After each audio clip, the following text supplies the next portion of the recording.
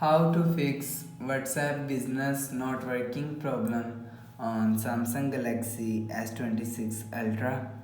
So let's start the video. First of all, go to app library. Now here click on settings app. Now in setting, scroll down and click on apps. You will see apps is here, so click on apps. Now here scroll down and search WhatsApp app. Scroll down, you will see WhatsApp business is here, so click on WhatsApp business. Scroll down and click on storage. So after click on storage, click on clear cache. So if you want to fix WhatsApp problem, so click on clear data. So after click on clear data, you will see your problem is solved. So after the process, go back to home screen, refresh phone.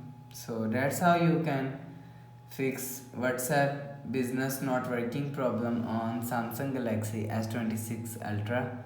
So if you like the video, please subscribe. Thanks for watching.